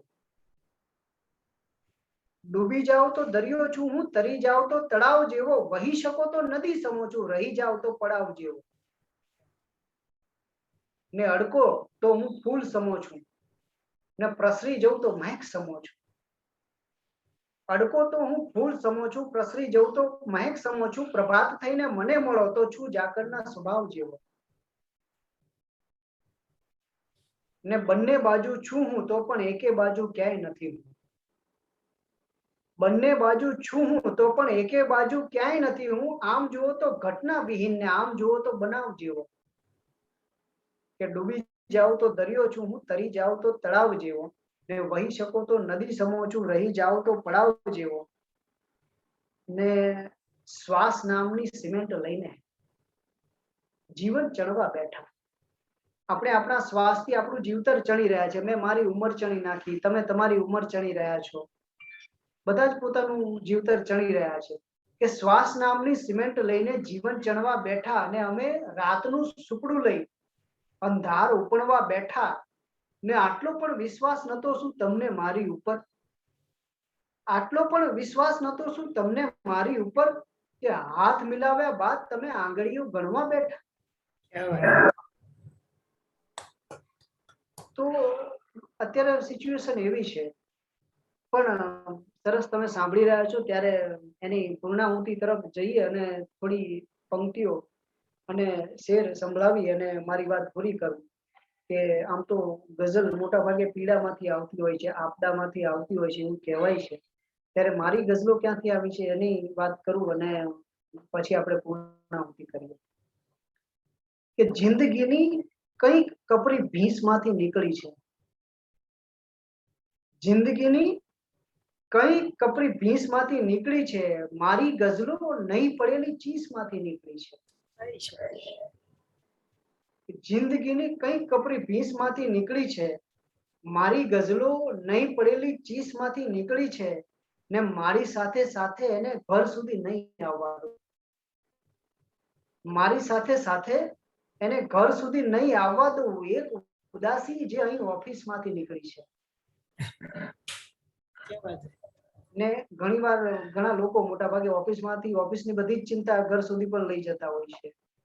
પણ એક કવિ તરીકે હું તમને એટલું ચોક્કસ કહું કે એ ચિંતાને ઓફિસના દરવાજે જ લટકાવીને આવજો, અને ઓફિસથી બહાર નીકળતા આ શેર ગણગણી લેજો કે મારી સાથે સાથે એને ઘર સુધી નહીં આવવા દઉં.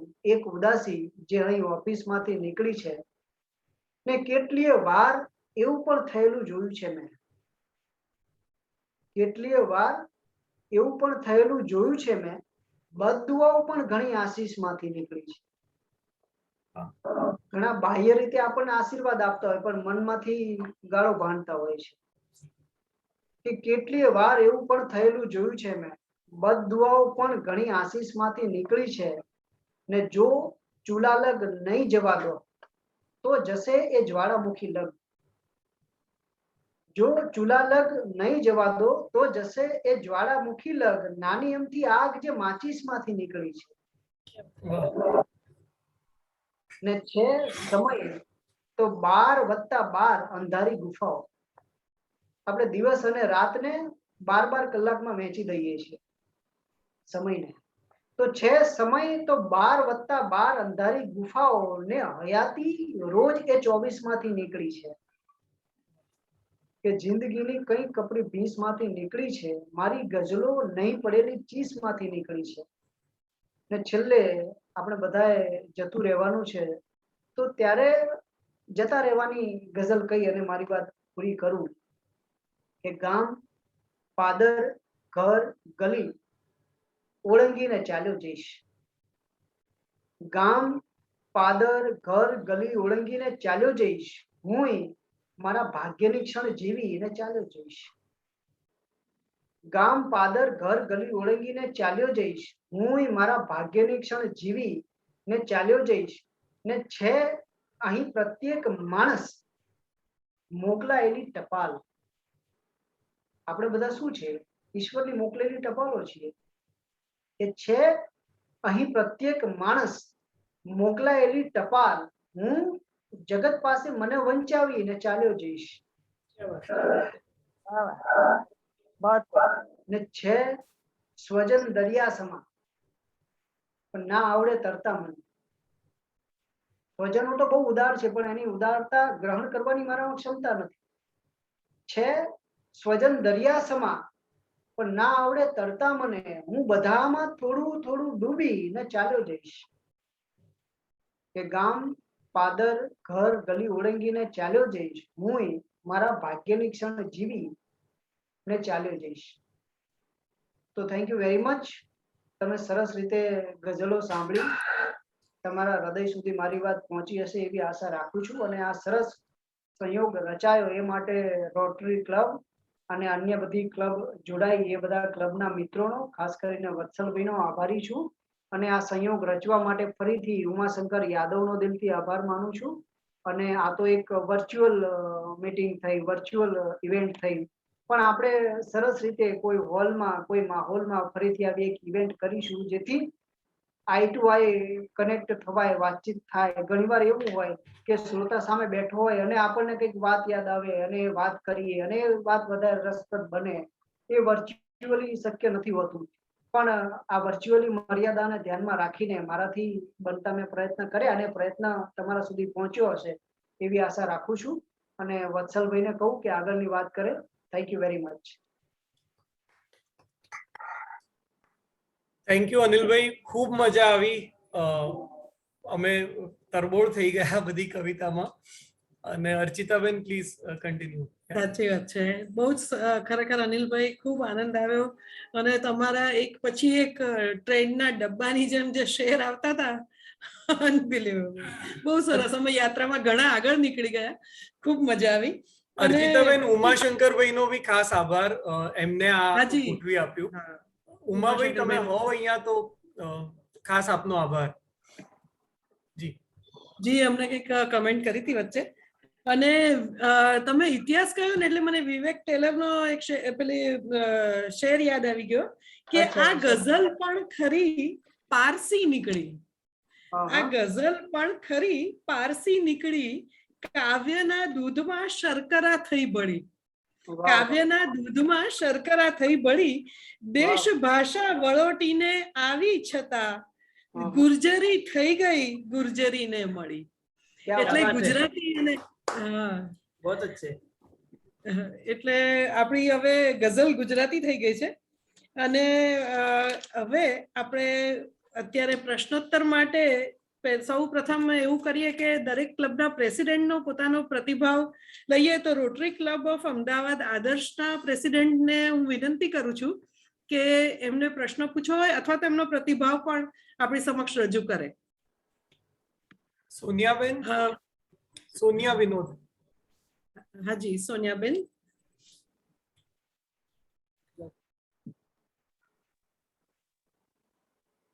અર્ચિતાબેન નેક્સ્ટ.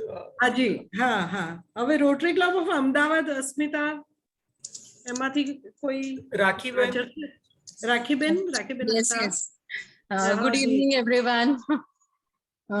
सबसे पहले तो I would like to thank and congratulate वत्सल भाई and team RCA Metro कि इतना अच्छा एक इवनिंग का उन्होंने आयोजन किया. हमें भी बहुत मजा पड़ गई उससे. और बहुत ही अच्छा जेस्चर है वत्सल भाई कि साथ में मिलके हम सारे क्लब सुने तो सबको उसका बेनिफिट मिले, जितने ज्यादा लोगों तक हम ये पहुंचा सके। अनिल भाई, thank you so much for the mesmerising poetry. हम पूरे टाइम खोए ही रहे हैं, आपके इतनी अच्छी अच्छी बातें आपने हमें सुनाई और बताई। तो again team Metro best wishes, और हम आगे मिलके भी अच्छे बेस्ट काम करें। Thank you Rakhi ji. Thank you Thank you very much. Thank you. Rotary Club of Cosmopolitan Ahmedabad and Soumitra ji. president Soumitra ji,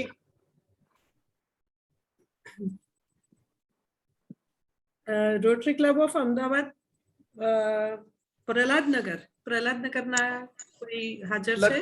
lucky Singh Zala. જી લકી ભાઈ,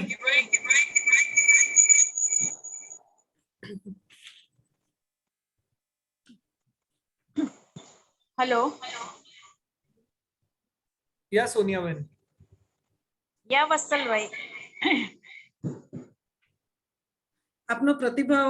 एक्चुअली હું મારા મોબાઈલ થી બોલતી હતી પણ મારો મોબાઈલ માં કઈ સ્પીકર નો પ્રોબ્લેમ છે। હર્ષિતાબેન, થેન્ક યુ। ઓકે સૌ પ્રથમ તો હું વત્સલભાઈ નો ખૂબ ખૂબ આભાર માનીશ કે અમને આ ઓપોર્ચ્યુનિટી આપી, આટલે બહુ ટાઈમ પછી આટલી ગુજરાતી પોયમ અમને સાંભળવા મળી, એ માટે અનિલભાઈ નો ખૂબ ખૂબ આભાર। અને થેન્ક્સ વત્સલભાઈ, આવું આપણે આગળ કરતા રહીએ અને આવી પોયમો ઘણી બધી આપણે સાંભળતા રહીએ, એના માટે આપ સૌનો ખૂબ ખૂબ આભાર। Thank you very much. Thank you. પ્રશ્નોત્તરી માટે આગળ વધવું છે કે? Yes please.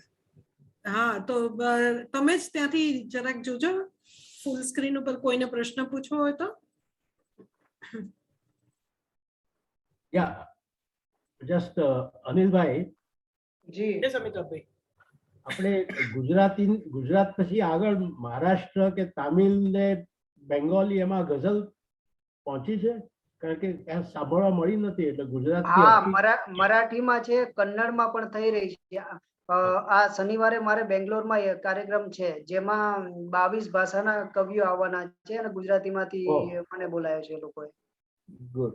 તો બેંગ્લોરમાં પણ જેમ કે કન્નડ છે તો કન્નડના 4 મિત્રો છે કવિઓ મારા, એમાંથી 2 કવિઓ એવા છે કે જે ગઝલો લખે છે, એટલે કન્નડમાં પણ ગઝલ પહોંચી છે। અને હવે બીજા એક અસમિયામાં મારો એક મિત્ર છે કવિ, તો અસમિયામાં પણ હવે શરૂઆત થઈ રહી છે। મરાઠીમાં તો ઘણા સમય પહેલા ગઝલની શરૂઆત થઈ ગઈ છે। તો ભારતની જુદી જુદી ભાષામાં ગઝલ પહોંચી રહી છે। અને ગઝલ તમે જોશો યુટ્યુબ કે બીજી કોઈ જગ્યાએ સર્ચ કરશો તો ગઝલનો માહોલ તમને પુષ્કળ જોવા મળશે। મુશાયરા, કવિ સંમેલન, અને ઉર્દુમાં તો જેમ આપણે ત્યાં ગુજરાતમાં ડાયરા થાય છે એમ ઉર્દુમાં મુશાયરા થાય છે। આપણી સંસ્કૃતિ ડાયરાની છે, એ લોકોની સંસ્કૃતિ મુશાયરાની છે, એટલે ઘરમાં પણ શેરિયત થતી હોય, શેર બોલાતા હોય। આપણે જેમ ચારણના છોકરાને શીખવાડવું ના પડે, છંદો આપોઆપ ઘરના વાતાવરણમાંથી શીખી જાય, એમ જે આ ઉર્દુ પ્રકૃતિ ધરાવે છે, ઉર્દુ અભ્યાસ ધરાવે છે, એ લોકોને શાયરી જલ્દી હસ્તગત થતી હોય છે। ભાષાને લઈને ગુજરાતીમાં સર્જન કરતા લોકો ગુજરાતી અભ્યાસપૂર્વક કવિતા રજૂ કરે છે। અને હમણાં મેં ગુજરાતી ગઝલના આખા ઇતિહાસની વાત કરી કે બાલાશંકર કંથારિયાથી લઈ અને સ્ટીલ ટુડે મારા સુધી આખા બધાના એક બે શેર। આમ તો વચ્ચે ઘણા બધા શાયરો ચૂકી ગયા કે એમની વાત કરી શકાત, પણ સમયની મર્યાદાને ધ્યાનમાં રાખી અને મને જેમ જેમ યાદ આવતું કાચું પાકું એ રીતે તમને કહેતો જતો હતો। Okay, thank you. અમિતાભભાઈ અને ખાસ અનિલભાઈને કહું કે આપણે નહીં, હમણાં જ મારા ધ્યાનમાં આવ્યું હતું કે કચ્છીમાં ગઝલ લખાય છે, તો એ પણ લખાય છે, સિંધીમાં પણ લખાય છે। હાજી, હા, એટલે ખરેખર સંસ્કૃતમાં પણ ગઝલો લખાય છે બેન। અરે વાહ। આપણા અમદાવાદમાં જ એક સંસ્કૃતના બહુ જ મોટા કવિ છે હર્ષદેવ માધવ, અચ્છા, જેને સંસ્કૃત સાહિત્યનો જ્ઞાનપીઠનો એવોર્ડ કહેવાય, 1 કક્ષાનો એવોર્ડ એમને મળેલો છે। એટલે ભારતના શ્રેષ્ઠ સંસ્કૃત કવિઓમાં હર્ષદેવ માધવનો સમાવેશ થાય છે। સમીરભાઈને કઈ પૂછવું છે? સમીરભાઈ? ના, એ રેઝ હેન્ડ છે। કૃષ્ણવર્ધનભાઈ ને હાજી, અનિલભાઈને મારે વાત પૂછવું છે કે અનિલભાઈ આ ગઝલની સાથે આપને જે નવલકથા લખવાની પ્રેરણા કેવી રીતે મળી અને એ નવલકથામાં તમે કેવી રીતે પગલારણ કર્યો એ જરા પ્રકાશ પાડશો? આ નવલકથા આમ તો સાહેબ ઘણા સમયથી મને ઈચ્છા હતી કે હું નવલકથા લખું, અને એ ઈચ્છા જેમ કવિતાની શરૂઆત થઈ એ સાથે જ એની શરૂઆત થઈ. કવિતા તો હું નાનપણમાં સ્કૂલમાં ભણતો 5મા 6મા ત્યારથી લખતો, પણ એ વખતે ખબર નથી કે આને કવિતા કહેવાય જે આપણે લખ્યું છે. એ જ રીતે કવિતાની સાથે બીજું બધું પણ લખ્યા કરતા અને મજા આવતી લખવાની. પછી ધીમે ધીમે ખબર પડી કે એમાં સ્વરૂપો હોય, નવલકથા, વાર્તા, કવિતા, લેખ, રિસર્ચ, તો એ સ્વરૂપોની થોડી ઘણી જાણકારી મળી અને મને પણ થયું કે મારે નવલકથા લખવી જોઈએ. ખાસા સમયથી હું સ્કૂલ કે કોલેજ ટાઈમથી આવું વિચારતો હતો ખરું કહું તો, પણ એને શબ્દબદ્ધ વ્યવસ્થિત આકાર આપી શક્યો છે હમણાં.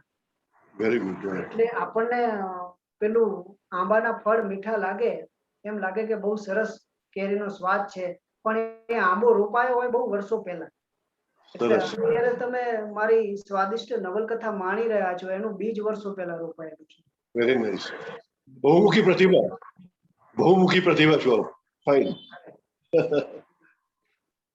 સરસ, થેન્ક યુ.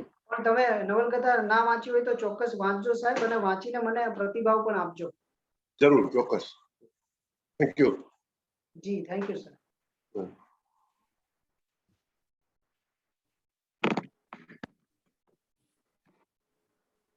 તો બીજા કોઈને કંઈ પૂછવું હોય તો પૂછી શકો. અનિલભાઈ એકવાર એમાં સાંભળ્યું હતું, મને યાદ નથી રહ્યું, પણ કંઈક તણખો કે માચીસ કે એવા કશા રિલેટેડ હતું, એક્ઝેક્ટ યાદ નથી આવ્યું. આવા કોઈ વિષય પર કંઈક તમારું અદ્ભુત હતું, મને એક્ઝેક્ટ યાદ નથી, સમય થયો છે એટલે. હા, એવું કારણ કે પહેલા શું હતું કે અમુક કવિતા હતી મારી પાસે 10, 15, 20, 25 કે 50. ત્યારે 50 કવિતાઓ યાદ રહેતી અને કોઈ પણ પૂછે તરત યાદ આવી જતી. હવે 400 500 કવિતામાંથી કોઈ કે ને એટલે મારે માથું ખંજવાળવું પડે. તમે માચીસ કહો ને એટલે માચીસ ઉપરના 4-5 શેર હોય, અલગ અલગ જગ્યા, અલગ અલગ મૂળ અને મિજાજના. ત્યારે વિચારવું પડે કે માચીસ ઉપરનો કયો શેર. એટલે ક્યારેક આવું થતું હોય છે અને ક્યારેક તરત યાદ આવી પણ જાય. ફાઇન. અગર અર્ચિતાબેન, યા પ્લીઝ વી કેન. તો આપણા સેક્રેટરી શ્રી રોટેરિયન દીપેનભાઈ ઠક્કરને વિનંતી કરું કે સેક્રેટરીયલ એનાઉન્સમેન્ટ કરશે. એક તો અનિલભાઈ ખૂબ જ મજા આવી અને જોગાનું જોગ આજે આપણે વાત કરી એમ કવિશ્રી ચીનુભાઈ મોદી, આજે ચીનુ કાકાનો જન્મદિવસ છે. ચીનુ કાકાને ખાસ હું અહીંથી વંદન કરી દઉં, કારણ કે ચીનુ મોદીના હાથ નીચે હું તૈયાર થયેલો, એક રીતે એવું કેવું હોય તો કહી શકાય. કારણ કે અમદાવાદમાં શનિ સભા અને બુધ સભા આ 2 સભાઓ ચાલે અને એમાં અમદાવાદમાં નવા લખતા કવિઓ ત્યાં જાય, પોતાની કવિતા રજૂ કરે અને પછી એની ઉપર ચર્ચા થાય, એમાં શું સારું છે, શું ખરાબ છે, ક્યાં છંદ તૂટે છે, એને કઈ રીતે મઠારી શકાય, અને આ કવિતા કેટલી સારી છે, કેટલી નરસી છે, આવું જ બીજું કઈ લખાઈ ગયું છે કે નહીં, નવું લખવું તો કઈ રીતે લખવું, એની રીતસરની શિબિર થાય. અને એમાં ચીનુ મોદીનો બહુ મોટો ફાળો છે. ચીનુ મોદીના હાથ નીચે તૈયાર થયેલી આમ જુઓ તો એક આખી પેઢી છે. મારી સાથે સાથે તમે ભાવેશ ભટ્ટ, અંકિત ત્રિવેદી, અશોક ચાવડા, ચંદ્રેશ મકવાણા, કૃષ્ણ દવે, આ બધા જ શનિ સભાના રેગ્યુલર આવતા કવિઓ. તો અને આજે ચીનુ કાકાને વંદન કરવાનો દિવસ છે, ત્યારે ખાસ હું એમને વંદન કરી લઉં. જી, આગળ વાત કરો. જી, થેન્ક યુ. આવનારા પ્રોગ્રામમાં આ મહિને નવરાત્રી છે, તો કોવિડની ગાઈડલાઇન્સ પ્રમાણે આપણે જે પણ છે in coming due course of time આપણે એના વિશે અનાઉન્સમેન્ટ કરીશું. I think that's it. અર્ચિતાબેન, પ્લીઝ. હાજી, વત્સલભાઈ, આપને કોઈ ક્લબની પ્રવૃત્તિ અંગે કરવી છે કોઈ એનાઉન્સમેન્ટ? ના અર્ચિતાબેન, વી આર ડન. યા, અચ્છા. આજની મીટિંગ ખૂબ સરસ રહી, એનો સંપૂર્ણ શ્રેય કવિવરને જાય છે. અને વોટ ઓફ થેન્ક્સ માટે એન જિજ્ઞાસા શાહને વિનંતી કરું કે એમનું માઇક ઓન કરે.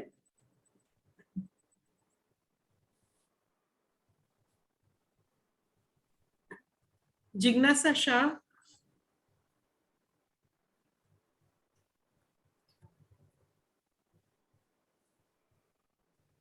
દોસ્તો, આ કવિતા ભરી સાંજ સૌને મુબારક. કવિશ્રી કહે છે કે હળવે હળવે મંદિરિયામાં હરિજી આવે, ના આવે? અને તૂટી ગયેલા શ્વાસ સાંધવા માટે દરજી આવે, ના આવે? આજે ઈશ્વરને હળવે હળવે પોતાની પ્રાર્થના થકી સાક્ષી રૂપે બોલાવવા માટે એન શ્રીમતી મોનલબેન રાજા ઠક્કરનો ખૂબ ખૂબ આભાર. અને દોસ્તો, એક કાંકરે આખી નદી ડહોળાય નહીં, પણ શું એનાથી વમણ પણ ના થાય? આવો આપણે સૌ પણ એક એક કાંકરીનું પાત્ર ભજવીને રોટરીમાં નવા વમણો સર્જીએ. આજે રોટરીના 4-વે ટેસ્ટનું જ્ઞાન આપવા માટે રોટેરિયન શ્રી અમિતાભભાઈ ઠાકરનો ખૂબ ખૂબ આભાર. તું હવામાં નામ લખવાનું કહે તે શક્ય છે, અને ઉપરથી ઘૂંટવાનું કહે તો ઘૂંટવું કઈ રીતે? આજના આપણા સ્પીકર શ્રી અનિલ ચાવડાને વેલકમ કરવા માટે આપણા પ્રેસિડેન્ટ શ્રી વત્સલભાઈ શાહનો ખૂબ ખૂબ આભાર. અને ફ્રેન્ડ્સ, કવિ એકવાર એવું પણ કહે છે કે સામેથી ગમતું જાણ કોઈ કહે ચાહું છું તને, તો આપણી જિંદગીની મેચની અંદર આ તમારી 6 છે.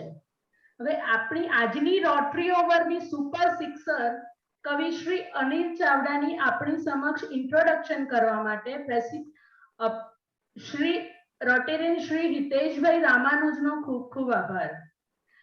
આજે આપણા કવિ માટે હું એટલું જ કહીશ કે એના ગીતો ગુલાલ, એની ગઝલો અબીલ, દેહ વામન છતાં આવરી લે અખીલ, ક્યાંક ભડભડ અગન, ક્યાંક ખળખળ સલીલ, વાણી એવી જાણે કે અલ્લડ અનિલ. આજે તો માનનીય કવિશ્રીને માત્ર એટલું જ કહેવું છે કે અમે તો ચમચી લઈને ઊભા હતા આપની પાસે દરિયો માંગવા માટે, અને એ ચમચી દરિયા જેટલી છલોછલ છલકાવવા માટે આપનો ખૂબ ખૂબ આભાર. ફરી અમને છલકાવવા માટે તમે જરૂરથી આવશો એવી અપેક્ષા. અને ફ્રેન્ડ્સ, દિવસ ક્યારેય ઉગતો નથી, રાતનો ખાલી કલર બદલાય છે. આપણી રાતનો કલર બદલવા માટે આજના આપણા માસ્ટર ઓફ સેરેમની એન શ્રીમતી અર્ચિતાબેન દીપકભાઈ પંડ્યાનો ખૂબ ખૂબ આભાર. Thank you all. Thank you. Thank you. Thank you Jigna. National anthem. Actually sorry, પણ આ બધી અનિલભાઈની પંક્તિઓ લઈને Yes. Thank you so much. આપણે નેશનલ એન્થમ માટે ઊભા થઈશું. જી અર્ચિતાબેન, તમે જ ગાઈ લો, કારણ કે આપણે પેલું રેકોર્ડિંગ વગાડીએ છે ને તો કોપીરાઇટ પ્રોબ્લેમ થાય છે. ઓકે. जनगण मन अधिनायक जय है भारत भाग्य विधाता, पंजाब सिंध गुजरात मराठा द्राविड उत्कल बंगा, विंध्य हिमाचल यमुना गंगा उच्चल जलधि तरंगा, नामे जागे तव शुभ आशीष मांगे, गाए तव जय गाथा, जनगण मंगलदायक जय है भारत भाग्य विधाता, जय जय जय जय जय जय जय जय है.